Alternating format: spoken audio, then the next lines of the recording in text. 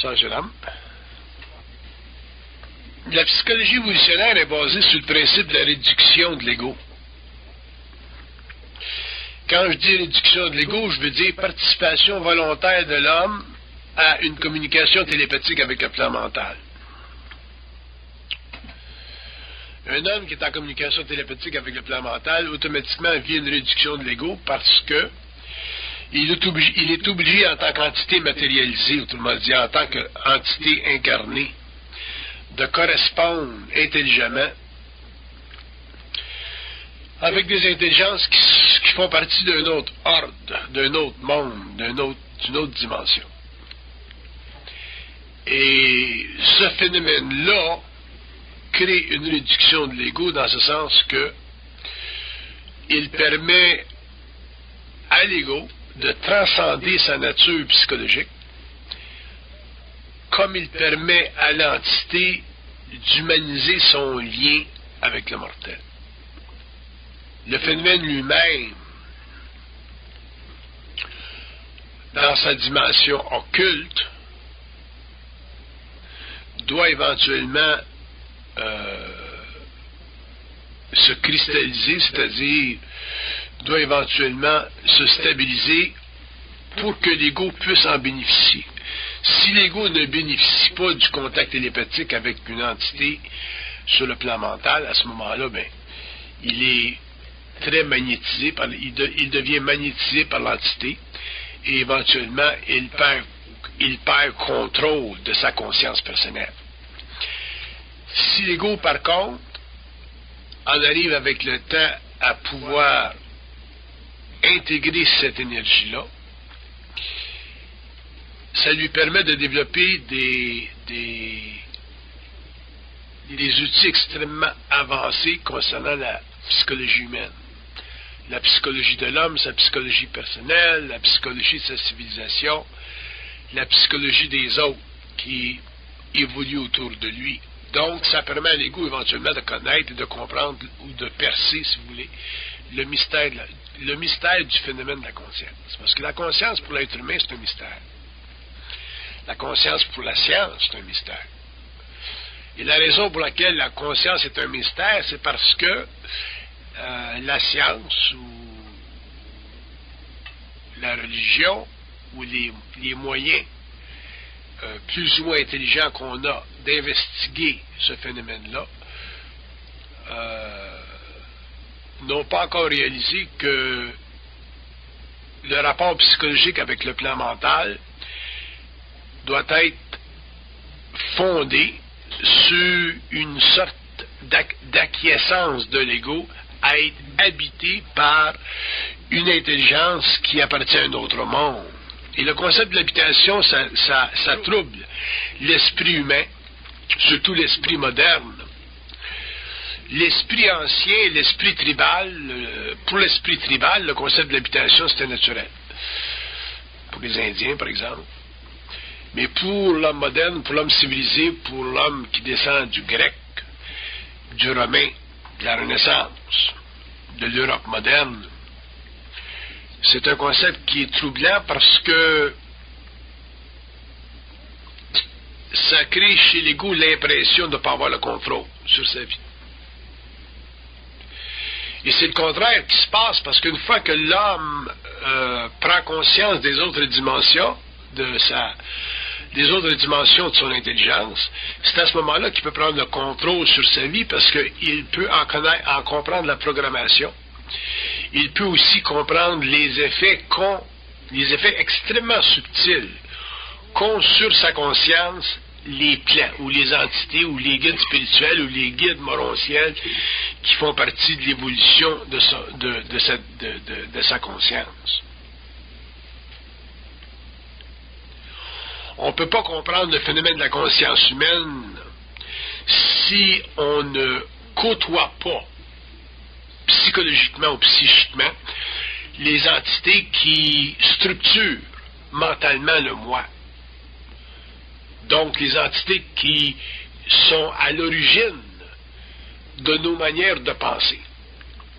Et comme le phénomène de la pensée demeure aujourd'hui encore, même à la fin du 20e siècle, un phénomène extrêmement obscur, qui est simplement perçu comme une réalisation psychologique, un phénomène personnel,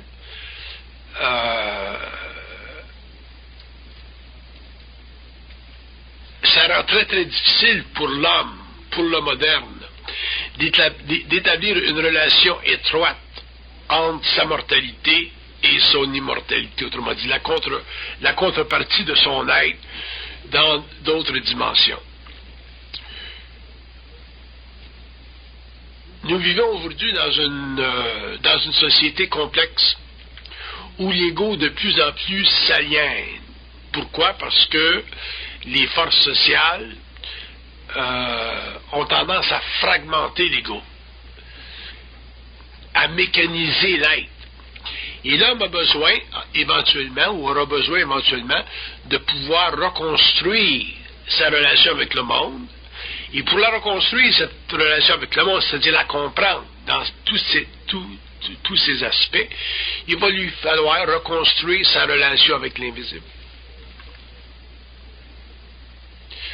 Tant que l'homme ne pourra pas reconstruire sa relation avec l'invisible d'une manière intelligente, comme ce fut fait par le passé, mais d'une autre façon, il ne pourra pas comprendre sa relation avec le monde parce que le monde moderne, le monde post-moderne, va devenir de plus en plus mécanisé, de plus en plus rapide. Et à partir du moment où l'intellect doit faire place à des machines intelligentes, comme les cerveaux électroniques, par exemple, éventuellement, l'intellect va se chercher un rôle dans la domination de l'information, dans le saisissement de l'information. L'intellect va se chercher un rôle dans le pouvoir de l'étude en profondeur, et ce rôle-là ne pourra pas lui être donné par les cerveaux électroniques, et l'homme sera obligé, quelque part dans le temps, d'en arriver à des conclusions suffisamment occultes par rapport au phénomène de l'intelligence pour qu'il soit obligé, quelque part dans son évolution, d'intervenir d'une manière drastique dans le phénomène de sa pensée. Et quand je dis d'intervenir dans le phénomène de sa pensée, je veux dire l'homme va être obligé de commencer à faire des études très, très impersonnelles de sa pensée. Et c'est à partir de ces études impersonnelles-là qu'il va en arriver finalement à comprendre que la pensée est une manifestation très occulte d'un langage qui est, d'une manière très rigoureuse, concentré sur un plan qui ne fait pas partie de l'expérience psychologique de l'ego. Et ceci va créer chez l'ego, chez l'homme, un bouleversement au début parce que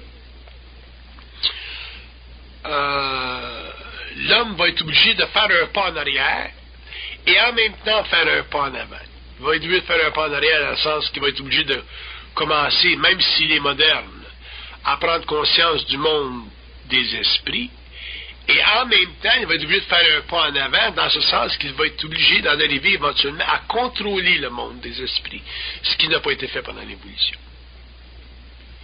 Si le monde des esprits avait été contrôlé pendant l'évolution, le moderne aujourd'hui serait très avancé en psychologie évolutionnaire, et l'homme aurait une très très grande faculté d'organiser son mental et de comprendre la vie et de comprendre par voyance et transparence psychique l'homme, les événements de la vie, les événements des nations et techniquement les événements futurs ou présents de sa civilisation.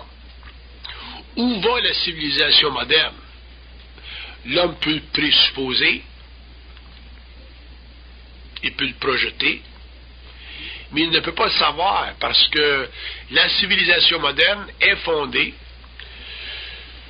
sur des structures qui appartiennent à d'autres temps. Des structures qui, avec le temps, vont se matérialiser, qui vont donner, dans notre expérience planétaire, des composantes avec lesquelles on pourra plus ou moins s'habituer, dépendant de notre mentalité. Si l'homme, par contre, est conscient, s'il a une psychologie évolutionnaire, s'il a une psychologie qui lui permet de comprendre les forces actives derrière la forme, il pourra facilement s'adapter à n'importe quelle forme de civilisation qui puisse dans l'avenir venir et ne pas être aliéné. Le problème d'aliénation aujourd'hui est très grave, il est très grand. C'est pour ça d'ailleurs qu'il y a tant de suicides. Le suicide, c'est l'ultime forme de l'aliénation et c'est le point dans l'évolution de l'âme où il y a intersection inconsciente entre le mortel et le plan astral. Le suicide n'est pas une exécution du plan mental, c'est une exécution du plan astral. Et comme l'homme n'est pas conscient du plan astral, n'est pas conscient des entités sur le plan astral, n'est pas conscient des influences astrales sur son mental, il ne comprend pas, il ne comprend pas ou il n'a pas accès à la genèse de sa pensée. Donc sa pensée, pour lui, au lieu d'être le produit d'une structure dirigée, devient simplement un phénomène personnel, plus ou moins ajusté, plus ou moins ordonné, qui, sous l'effet d'un choc dans la vie, se désagrège pour créer éventuellement une oblitération totale de sa volonté de survie. C'est ça qui crée le suicide. Par contre, si l'homme était conscient des plans, s'il avait suffisamment une absence de crainte, s'il était suffisamment sécure dans son mental pour réaliser que la pensée vient d'ailleurs, un petit peu comme la musique vient d'ailleurs dans votre radio, que la musique vient d'ailleurs dans votre téléphone cellulaire. Si l'homme était suffisamment intelligent pour réaliser que les ondes, les vibrations, sont les moyens mécaniques ou psychomécaniques, psychoélectriques pour transporter de l'information qu'on appelle la pensée, à ce moment-là, ça deviendrait plus facile pour lui de commencer à évaluer sa pensée, non pas en fonction d'un phénomène personnel réfléchi, mais en fonction d'un phénomène pré-personnel apposé à sa conscience, imposé à sa conscience, superposé à sa conscience. De sorte que si l'homme avait des pensées un peu disconnectées, disjointes, des pensées non intelligentes, des pensées qui le frustrent, des pensées qui l'agressent, des pensées qui le diminuent, il pourrait facilement identifier ces pensées-là et commencer à faire un travail de reconstruction, dans ce sens qu'il pourrait en arriver à la source, communiquer avec la source de ces pensées-là, pour éventuellement interférer, arrêter, mettre un frein à cette magnétisation de son mental, pour en arriver finalement à développer une conscience mentale identique à sa réalité, c'est-à-dire une conscience mentale fondée sur sa réalité personnelle et sa réalité prépersonnelle. Donc le côté subjectif de sa personnalité s'éteindrait, le côté objectif apparaîtrait, et l'homme, au lieu de subir la pensée, en deviendrait éventuellement un maître. Devenant maître de sa pensée, il pourrait en faire une gestion extrêmement étroite, très étroite, dans ce sens qu'au cours de sa vie, quels que soient les événements, mortalité, maladie, pression sociale, quels que soient les événements, l'homme serait capable de faire la gestion de sa pensée parce que, connaissant le jeu qui s'établit derrière le tableau de son moi, il pourrait intervenir, interférer, arrêter, mettre un frein à la manipulation de son ego et finalement se restabiliser psychiquement et prendre le contrôle de cette dynamique extrêmement occulte qu'on appelle le monde mental. Maintenir comme le philosophe français Descartes l'avait maintenu que je pense donc je suis, ce n'est pas une réflexion intelligente. C'est simplement une réflexion mécanique. Un homme conscient ne peut pas dire « je pense donc je suis ». Parce qu'en disant « je pense donc je suis », il est obligé de questionner l'origine de celui qui dit « je suis », et à ce moment-là, il est obligé de reconnaître que le « je suis » ne vient pas du plan matériel. Si le « je suis » ne vient pas du plan matériel, il vient d'un autre plan, soit astral ou mental, et à ce moment-là, étant l'expression d'une existence quelconque, il est obligé d'aller plus loin pour en révéler l'origine. Donc, si l'homme conscient entend dans sa tête « je pense, donc je suis », il a le droit de dire « mais je suis quoi ?» ou « tu es quoi ?» Et à ce moment-là, il aura des réponses qui commenceront à défaire l'architecture mentale subjective de cette philosophie-là pour en arriver finalement à décomposer le phénomène de la pensée.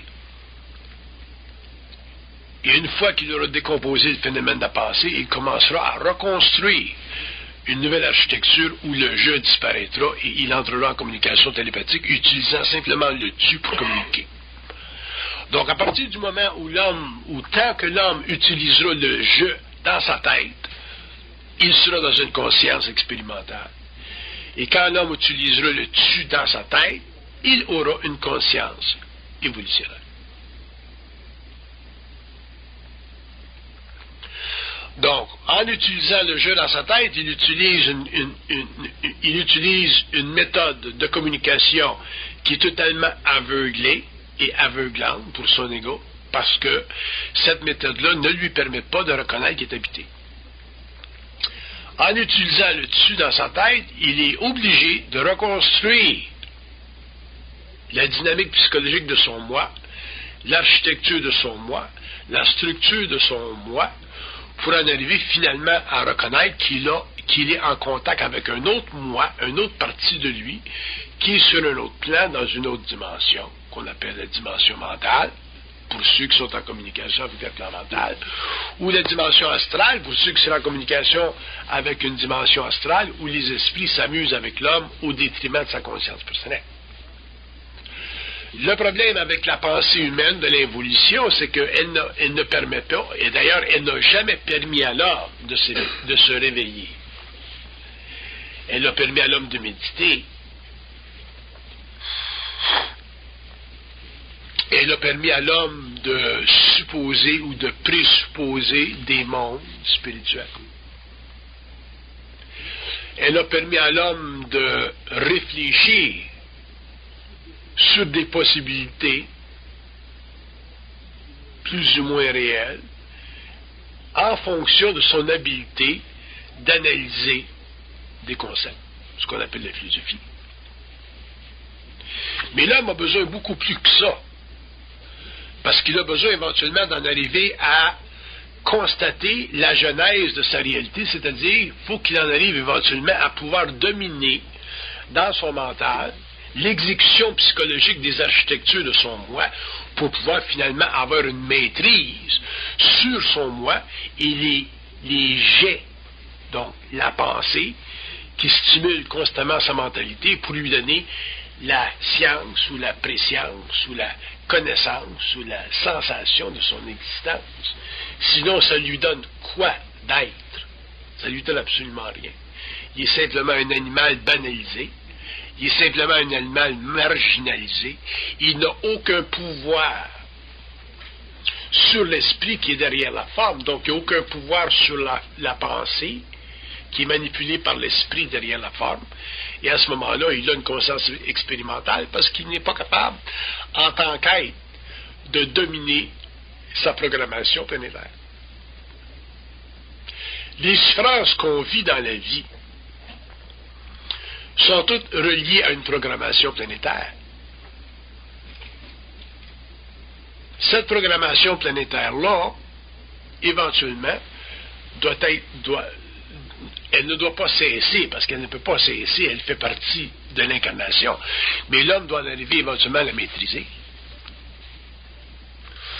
Pourquoi aujourd'hui on vit mieux qu'avant, techniquement? Parce qu'on a maîtrisé la matière. La science est le plus grand événement dans l'évolution de l'humanité.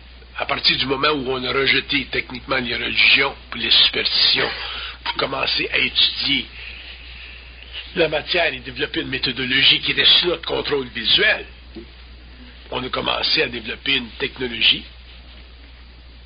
On a commencé à percer, à élever des voiles sur la vie à un certain niveau, sur le moléculaire, sur l'atomique, et on va aller très très loin, parce que la science, ça ne s'arrête pas.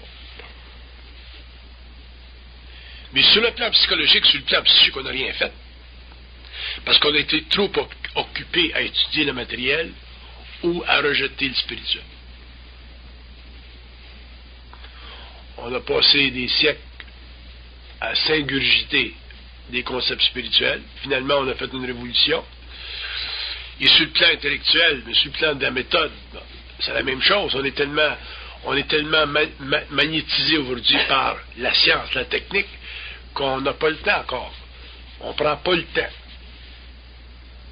nécessaire pour regarder ce qui se passe dans notre tête. Non pas d'après les psychologues ou les psychologies mécanistes ou les philosophies mécanistes, mais par rapport à soi, ce qu'on sait, ce qu'on intuite, nous, les hommes, en tant qu'individus. Donc, il y a un très grand travail à faire à ce niveau-là. Puis ça fait partie de l'évolution. C'est un travail qui n'est pas basé sur un agenda chronologique. Ça fait partie de l'évolution. Ça, c'est comme la descente de l'homme dans la matière. Ça fait partie de l'évolution. Ça a pris des siècles, puis des siècles, puis des millénaires, puis des millénaires. Puis là, on arrive à un tournant. On est arrivé à la pointe, au fond du V, puis là, on remonte. Où est-ce qu'on va aller? Ça, c'est le temps qu'il va nous le dire. Mais définitivement, il y a un mouvement vers le haut. La pointe du V, on l'a frappé en 69. Puis là, on commence à remonter. Puis on l'a frappé en 69 parce qu'en 69, l'homme est venu en contact télépathique avec le plan mental. Il y a des êtres sur le plan matériel qui ont vécu des fusions, qui ont vécu des interconnexions extrêmement rigides pour ce temps-là, avec des entités qui évoluent dans d'autres mondes. Et l'intégration de ces énergies-là a permis finalement à l'homme de développer ce qu'on appelle une psychologie évolutionnaire, c'est-à-dire une psychologie qui permet à l'homme de connaître l'invisible et automatiquement de comprendre le phénomène de la vie incarnée sur la Terre, donc la programmation. L'homme ne peut pas indéfiniment dire, bon, mais où est-ce que je viens, où est-ce que je suis, où est-ce que je m'en vais. Ces questions philosophiques-là font partie de son ignorance, font partie de sa stupidité intellectuelle, ou font partie des stupeurs religieuses ou spirituelles ou de l'évolution. L'homme, éventuellement, faut qu'il en arrive à savoir ce qui se passe au niveau de sa conscience. Sinon, il ne peut pas se considérer comme un être intelligent. Et quand je dis intelligent, je veux dire qu'il a l'intelligence de sa conscience. C'est pas parce qu'un homme a un PhD en mathématiques qu'il est intelligent. Il a une grande mémoire, il a une grande faculté pour structurer des concepts, travailler avec des concepts. Mais cette forme d'intelligence-là, c'est une intelligence mécanique qui peut être remplacée par un computer. Où l'homme devient réellement intelligent, c'est quand il a l'habilité interne de démystifier sa conscience, aller derrière le tableau de son moi, faire des études avancées, personnelles, occultes, de sa relation avec l'invisible, où l'invisible commence dans sa conscience, où l'invisible se termine dans sa conscience. Jusqu'à quel point il est libre, Jusqu'à quel point il peut être libre. Jusqu'à quel point il y a un libre arbitre, jusqu'à quel point il n'y en a pas. Jusqu'à quel point le libre arbitre est réel, jusqu'à quel point le libre arbitre n'est pas réel. Jusqu'à quel point le libre arbitre est fictif et jusqu'à quel point il pense que le libre arbitre est réel. Regardez vos vies depuis 10, 20, 15, 30 ans, 40 ans, 50 ans. Vous allez voir que vos vies ne sont pas allées où vous avez voulu. Vous n'avez pas marié qui vous avez voulu. Vous avez marié qui on vous a mis dans les pattes pour votre évolution. Vous avez rencontré des gens qu'on vous a mis dans les pattes pour votre évolution. Vous êtes passé d'une profession à une autre, d'un travail à un autre. Et vous avez osé intellectuellement, parce que vous pensez intelligent, vous avez osé penser que vous aviez un libre arbitre, et vous étiez fier de dire que l'homme a un libre arbitre. Parce que vous avez présupposé que votre libre arbitre, c'était de la liberté, alors que votre libre arbitre, c'est simplement une façon pour vous, en tant qu'égaux,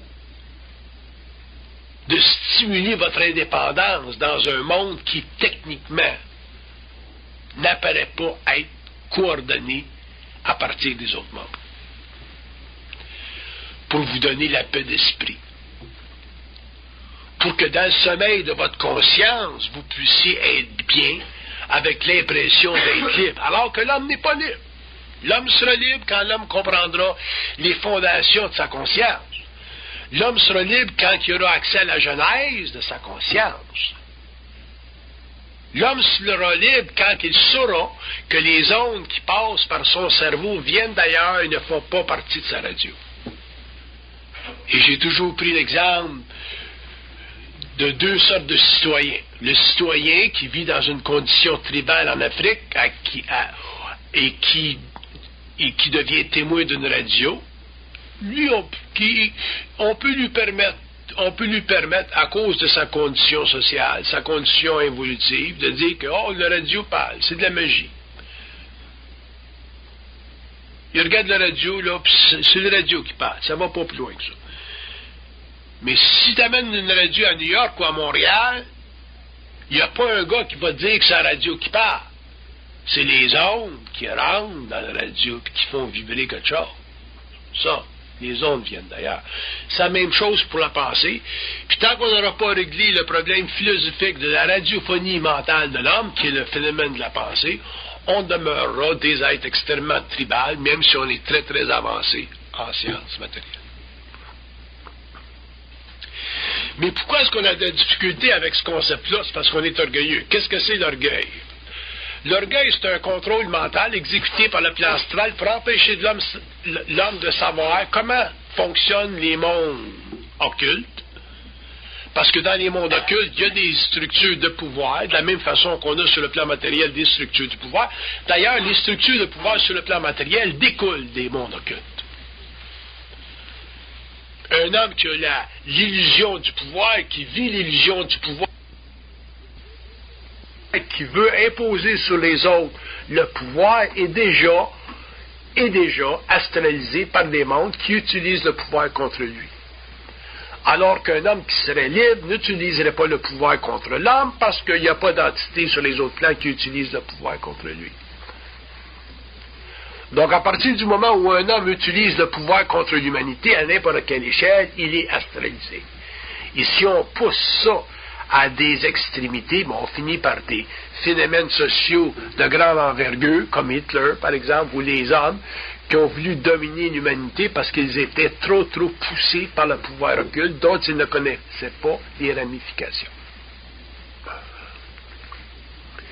Et même aujourd'hui, nos psychologues, nos historiens, les gens qui font l'étude du mouvement nazi en Allemagne, qui techniquement est un grand mouvement sur le plan historique parce qu'il a eu des conséquences abominables. Les gens, très peu de personnes sur la Terre savent qu'est-ce qui s'est passé en Allemagne. Très peu de personnes connaissent ou comprennent le phénomène hitlérien. On a tendance à blâmer le bonhomme, l'homme, le personnage Hitler, mais on n'a pas conscience des forces occultes derrière l'homme, derrière l'incarnation, qui étaient responsables pour la domination de cet homme-là, pour en faire un rejeton de ce qu'on appelle les forces maléfiques sur la terre. Ça ne veut pas dire qu'on va excuser Hitler. Tu n'excuses pas un homme qui détruit parce qu'il est en contact avec des forces occultes. Au contraire, tu l'élimines. Tu le ramènes au monde d'où il est parti. Par contre, sur le plan historique, sur le plan psychologique, il faut comprendre la genèse des civilisations, et on ne pourra pas comprendre le phénomène hitlérien. On va passer des siècles puis des années à simplement nous faire voir, nous faire représenter le fameux phénomène de l'Holocauste. Il y en a combien d'hommes comme ça dans le monde? Hitler, c'en est un. Staline, c'en est un autre. Idi Amin, c'en est un autre. Puis il y en a dans nos familles du monde de même. Il y en a dans nos sociétés du monde de même. Il y en a dans nos corporations des hommes comme ça. Parce que, comme on dit en anglais, man is driven. L'homme est poussé par des forces dont il ne connaît pas l'origine. C'est une grande mission historique, mais ça finit comme des gars comme Hitler. Puis s'il y a une petite mission historique, ça finit comme les gars qui battent leurs femmes. Ou qui tuent. Ou qui cannibalisent les hommes comme Dahmer aux États-Unis. Fait que si vous voulez comprendre le phénomène humain, vous allez être obligé un jour de faire un saut en hauteur. Vous allez être obligé un jour de faire de vous amener à vivre la grande confrontation. Ce que j'appelle la grande confrontation, c'est vivre la grande crainte. La grande crainte de quoi? La grande crainte de pouvoir possiblement être en contact avec d'autres mondes, un autre monde, dont vous n'aurez pas au début la maîtrise, dont vous ne connaîtrez pas au début l'essence, dont vous ne comprendrez pas au début l'agenda, parce que vous n'aurez pas suffisamment d'expérience occulte. Mais au moins, ça vous permettra de commencer quelque part. Mais si vous ne commencez pas quelque part, vous irez nulle part dans votre vie en ce qui concerne l'évolution de votre moi, de votre conscience, la compréhension de votre vie. Puis la compréhension des mécanismes obscurs qui structurent non pas simplement votre vie personnelle, mais la vie des milliers d'individus, la civilisation, les guerres, les famines, aussi. Fait que vous serez à ce moment-là simplement un individu aliéné, un numéro, parmi une grosse masse, vous n'aurez aucune identité. Et vous continuerez à penser en jeu pour le restant de vos jours parce que c'est en utilisant le jeu que l'invisible impose son pouvoir psychologique sur l'ego. Un homme conscient ne peut pas, avec toute la volonté au monde, penser en termes de jeu. Aussitôt que s'allume sa pensée, le tu devient le seul moyen d'intercommunication avec les autres plans. Sinon, il ne pense pas. Donc, c'est très grave, mais c'est très subtil. La nuance entre la finitude de la personnalité et la conscience infinie de l'homme, la nuance, elle est très, très ténue. C'est quasiment comme un film à travers lequel on passe ou on ne passe pas. Il est extrêmement rigide parce qu'il est constitué, ce film-là, d'une crainte fondamentale chez l'homme, qui est la peur de devenir fou. Et vous verrez qu'au cours de l'évolution, au cours du développement de la conscience évolutionnaire, vous verrez que où vous serez testé en tant qu'être par rapport à des entités d'un autre monde, ça sera toujours en fonction de votre capacité de tomber dans l'illusion de la folie. Parce que la folie, pour l'homme, c'est l'ultime crainte fondamentale, parce que c'est la destruction de sa survie matérielle. La folie, ultimement, mène au suicide, à la destruction du corps matériel. Donc, un homme qui n'est pas capable de faire la nuance, ou un homme qui n'est pas capable se libérer de cette illusion-là sous l'impact d'une initiation profondément occulte de son moi, ne peut pas comprendre le mystère de sa conscience parce que les pelles ne peuvent pas donner au cochon. Et c'est pas que les perles ne peuvent pas être données au cochon parce que les cochons n'ont pas de valeur. C'est parce que les cochons ne peuvent pas comprendre.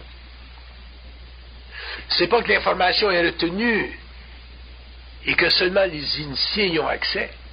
L'information est là, elle est dans le monde. Mais les hommes ont peur de transiger avec ce qu'ils ne connaissent pas. Mais pour qu'un homme découvre l'Amérique comme Christophe Colomb, il faut qu'il transige avec une dimension qu'il ne connaisse pas. Il faut qu'il traverse l'Amérique. Il faut qu'il traverse l'Atlantique. Il faut qu'il fasse face aux superstitions du temps qui disaient que dans l'Atlantique, il y avait des immenses serpents qui mangeaient les bateaux. Si l'homme n'est pas capable de contrôler ses craintes fondamentales qui font partie des vertus astrales de sa conscience involutive, il ne peut pas commencer à structurer son moi et à faire de lui-même, avec son propre talent personnel, un modelage à la mesure de sa propre lumière. Donc l'homme n'est pas capable de sculpter lui-même, il ne se sculpte pas. C'est la société qui le sculpte. C'est la civilisation qui le sculpte. Autrement dit, ce sont les forces extérieures qui dominent sa conscience, donc qui sont responsables de son ignorance, alors que lui, s'il était en conscience évolutionnaire, c'est-à-dire s'il avait un certain niveau d'intégrité mentale, il pourrait lui-même se sculpter. Ce que je veux dire par se sculpter, je veux dire qu'il donnerait à son être-té les facettes qu'il veut bien lui-même se donner en fonction de sa puissance créatrice et non en fonction des réflexions astrales créées dans son ego par les religions, les institutions et les philosophies qui ont dominé l'évolution depuis des siècles et qui ont donné à l'homme ce qu'on appelle l'érudiment d'une civilisation matérialiste ou spirituelle. On parle de conscience spirituelle depuis une centaine d'années. On parle de renouvellement de la conscience spirituelle, de la conscience spirituelle, de la conscience religieuse.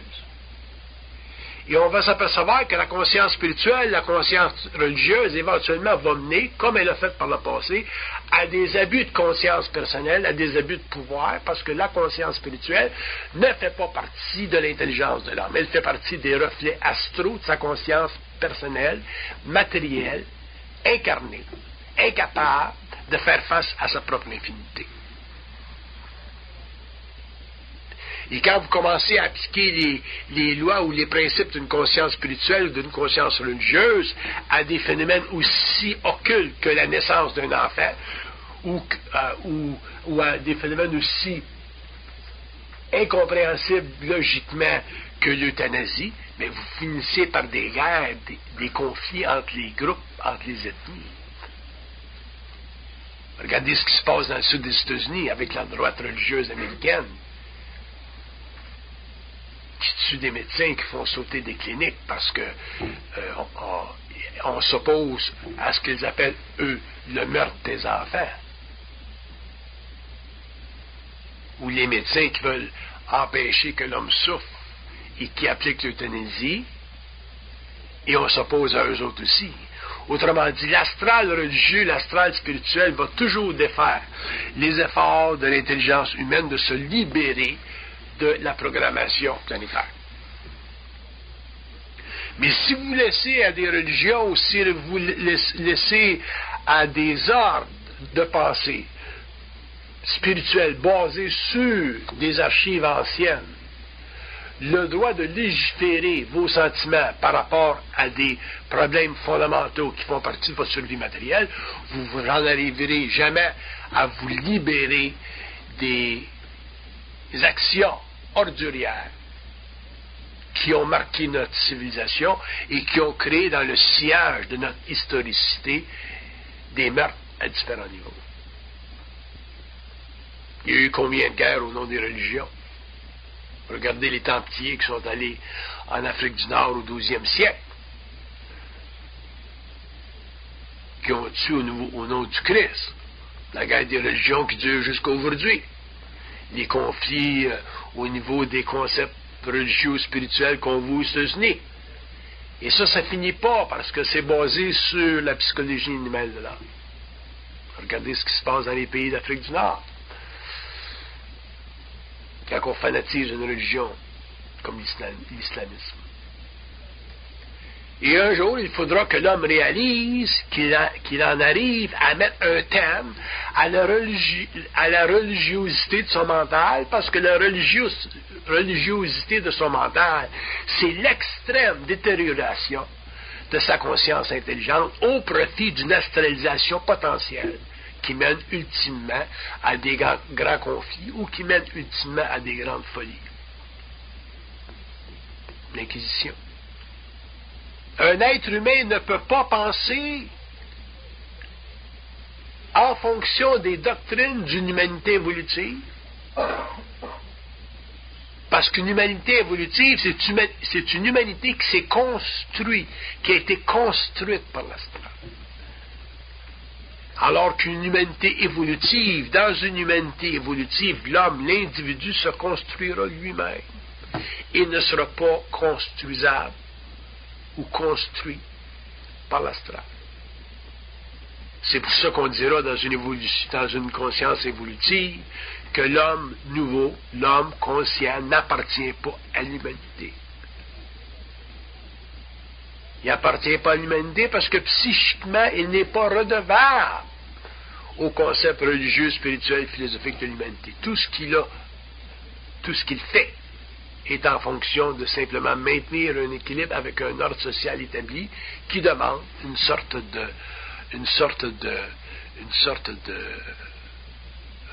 d'harmonie. Quand il y a une lumière rouge, t'arrêtes. C'est pas grave, ça arrête une lumière rouge. C'est normal. Ça protège l'autre conducteur. Le respect des lois, c'est pas un problème. C'est toujours à l'avantage de l'homme. Enlevez les polices dans la rue, vous allez voir que vous allez être content de les revoir, les polices. Mais quand vous traitez avec des notions, des idées, des concepts, des idéologies qui vous sont imposées, qui vous ont été historiquement imposées par vos cultures, par votre éducation, notions ou idéologies que vous n'êtes pas capable de refouler parce qu'elles ont instillé en vous ou installé en vous des manières de penser trop subjectives, des manières de penser qui n'avaient aucune force intérieure. À ce moment-là, vous êtes prisonnier pour le restant de vos jours. C'est là qu'on a des conflits ethniques, des conflits interraciaux, des conflits entre les peuples, des conflits entre les hommes. Alors que sur une base purement consciente, l'homme ne vit aucun conflit avec l'homme quand il est conscient. Parce qu'il n'est pas impliqué. Et il ne communique ses idées qu'avec des hommes qui sont sur la même longueur d'onde que lui, donc il n'y a pas de problème de communication. Fait qu'un homme conscient garde ses idées pour lui, puis il ne parle qu'à un homme conscient. S'il n'y a pas d'homme conscient autour, mais il garde ses idées pour lui, puis il fait ses affaires. Fait qu'il n'y a pas de problème. Tu ne cherches pas à changer le monde quand tu es conscient. Ça ne change pas le monde. Ça se dégrade. Mais ça ne change pas. Changer un mal pour un mal, c'est pas changer. Pour qu'il y ait réellement un changement, il faut qu'il y ait transformation. Puis transformation, ça prend des chocs abominables, qu'on appelle des initiations, puis ça se fait intérieurement. Il faut que l'homme se sculpte lui-même. Il ne peut pas être sculpté par les autres, il ne peut pas être sculpté de l'extérieur, il faut que tu te sculptes toi-même. Tu deviens ton propre Bernini. Si vous n'êtes pas capable de vous sculpter vous-même, c'est-à-dire vous octroyez le droit de penser d'une certaine façon, qui n'est pas qui n'est pas le produit d'une influence extérieure, et qui vous permet de réaliser que, hop, vous êtes intelligent, hop, vous êtes intelligent, hop, vous comprenez ici, hop, vous comprenez ça. À ce moment-là, vous ne vous donnerez jamais la joie de reconnaître que vous l'êtes. Et si vous n'avez pas la joie de reconnaître que vous êtes intelligent, mais vous faites partie de l'évolution, puis techniquement, vous faites dur. Attendez pas que quelqu'un vous le dise. C'est pas à l'université qu'on va vous le dire que vous êtes intelligent. Parce qu'à l'université, on veut vous imposer des doctrines. On ne va pas vous dire que vous êtes intelligent. On va vous dire que vous avez fait un bon devoir, que vous avez fait une bonne recherche. On va vous donner un A. Mais allez pas trop loin. Contestez pas trop l'autorité. Si vous commencez à contester l'autorité, là, vous allez voir que l'autorité, elle est puissante, elle est là. Puis elle va tout faire pour garder son territoire. C'est pour ça qu'un être conscient ne conteste rien. Il n'y a rien à contester. Parce qu'il se structure lui-même. Le problème de la communication entre les hommes, c'est qu'elle ne sert à rien. La communication des hommes ne sert à rien. Elle arrose l'ego. Ça s'arrose. On se lance des fleurs, puis... Les gars qui écrivent des thèses doctorales, puis qui citent l'autre gars avant, qui a cité l'autre gars avant, qui a cité l'autre gars avant. J'ai rien contre les thèses doctorales, j'ai rien contre l'accumulation de la mémoire humaine, c'est merveilleux. Mais l'accumulation de la mémoire humaine, ça n'a rien à voir avec la conscience de l'homme. Ça a à voir simplement avec le développement, l'utilisation, la méthodologie de la mémoire humaine mécanique. Pour la construction des ponts entre les individus, les nations, et ainsi de suite. Ça sert à ça. Ça n'a rien à faire avec la conscience de l'homme. La conscience personnelle de l'homme. Puis la preuve, c'est que quand vous commencez à parler avec eux autres, c'est les autres clairs en fonction de ce qu'on connaît, nous autres, de la mémoire humaine, ils vous défont tout ça. Une chose après. Une chose après l'autre. Commence à parler de l'évolution de l'homme, d'où vient l'homme, comment est-ce que l'homme a créé, qui c'est qui a créé l'homme, c'est quoi le monde des esprits, c'est quoi les esprits de la forme, pourquoi est-ce qu'ils ont créé l'homme, pourquoi est-ce qu'ils ont créé l'âme. Quand est-ce que la première âme a été créée? Pourquoi est-ce qu'elle a été créée, la première âme? La première âme a été créée avec l'énergie du froid ou est-ce que la première âme a été créée avec l'énergie de la chaleur? Ils vont vous expliquer ça. Mais amène pas ça au laboratoire à l'Université de Montréal. C'est quoi la mort? Ils vont vous expliquer ça. Les structures, les mondes morontiels, les mondes astraux, ça vient d'où? Ils vont tous vous expliquer ça. Mais ils vont vous expliquer dans la mesure où vous êtes capable de réaliser, où vous êtes prêt à réaliser que l'homme est habité. Ah, mais ça nous dérange, est habité. Bon, ça, tabarnak, est habité, on n'aime pas ça. Télépathie, pas de problème. La voix intérieure, merveilleux. On aime ça, le mot, la voix intérieure. La petite crise de voix intérieure. Ça, on aime ça. Je parle avec ma voix intérieure. Mais on ne réalise pas que la voix intérieure nous fait chier tout le long, toute notre vie. T'sais. L'intercepter, la voix intérieure, passer du jeu au-dessus. Puis je dis, c'est quoi cette connerie-là que tu m'envoies, là? Ah, là. Là, c'est accepter d'être habité. Là, on n'aime pas ça. La voix intérieure, ça ne dérange pas parce que ça n'implique pas le phénomène de la cohabitation. Ça fait partie du phénomène intuitif de la pensée, la voix intérieure. Souvent, tu entends ça à la télévision. J'ai entendu ça même à la télévision. Un gars, il dit, j'ai une petite voix qui me dit que. Il n'y a pas de problème. Une petite voix qui me dit que c'est sa petite voix à lui. Du moment que c'est ta petite voix à toi, il n'y a pas de problème. Mais si tu peux l'arrêter et dire, hey, c'est pas ta petite voix à toi, c'est la petite voix d'une autre entité, d'un autre monde qui vient de te dire ça, il dit, là, qu'est-ce que tu viens de dire là? Là, il serait énervé, là. Parce que là, tu commences à tomber dans le domaine merveilleux de la folie. T'es énervé, la folie. On ne sait pas qu'est-ce que c'est, la folie. On ne sait pas comment dealer avec ça, la folie. On donne des pilules. Là, ça te rend encore plus fou.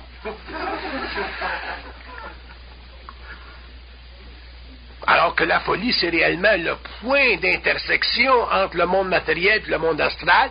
C'était assez intéressant Si tu es assez intelligent pour rentrer dans ce point d'intersection-là, tu es capable de finalement vérifier des choses, prendre conscience de certaines choses, puis finalement, si tu es en contact avec des entités de bas ordre, tu élimines ça, puis finalement, tu tombes en contact avec le plan mental, puis là, tu arrêtes d'être fou, puis tu deviens intelligent. Mais tu ne peux pas devenir intelligent sans passer par un petit peu de folie. Impossible. Le monde veut être intelligent tout seul. Tu ne peux pas devenir intelligent sans passer, sans te frotter un petit peu contre... Oh! C'est un petit peu de folie. Ça, c'est la raison pour laquelle l'homme n'a jamais voulu établir mentalement qu'il est habité. Parce qu'il a trop peur de sa folie. Ça se contrôle pas, cette affaire-là.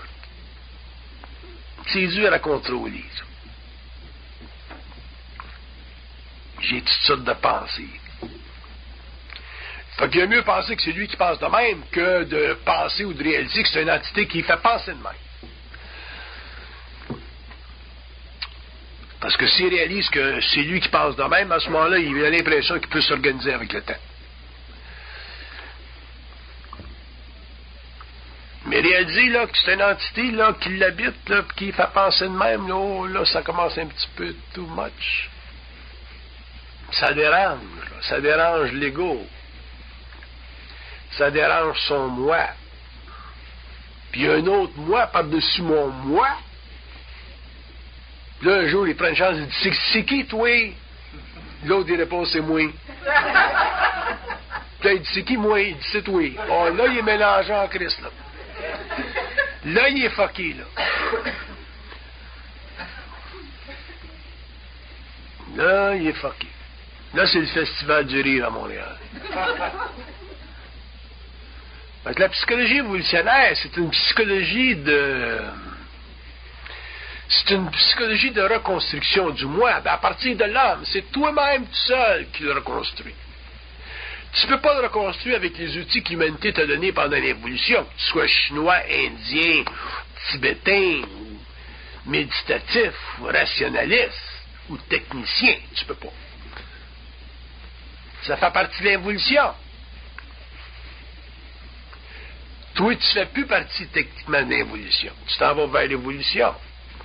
Évolution, ça veut dire quoi? Ça veut dire le rejet intégral de ce que tu sais. Ah, ben ça, c'est pas le fun pour un égo qui fait des études.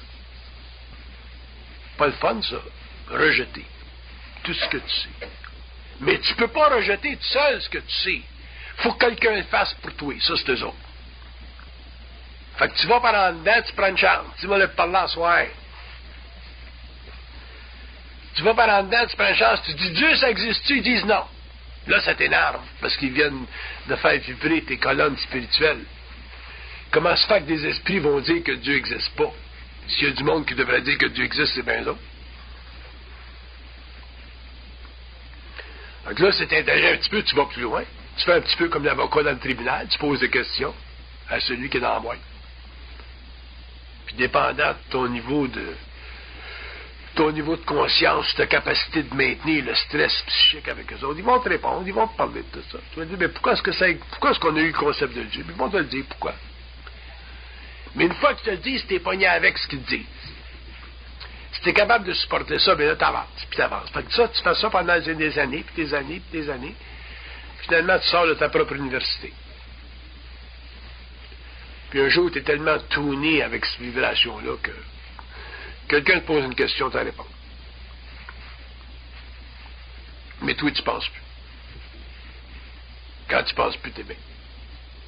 Quand tu penses, tu souffres. Parce que penser, c'est pas réel. Fait qu'autant pour l'homme penser, c'est le fun, autant pour l'homme conscient, penser, c'est pas le fun. Fait que l'homme conscient remplace la pensée par la télépathie. Sans ça, ben, il a la tête vide comme un poisson. Quand tu as la tête vide comme un poisson, ben, tu te reposes, t'es bien. La champlure, elle ne coule pas toujours chez vous. Quand tu as vu de l'eau, tu tournes la champlure. C'est la même affaire avec eux autres. Tu ne peux pas être en communication tout le temps. Tu te brûles le cerveau. Quand tu as besoin de l'eau, tu tournes la champlure.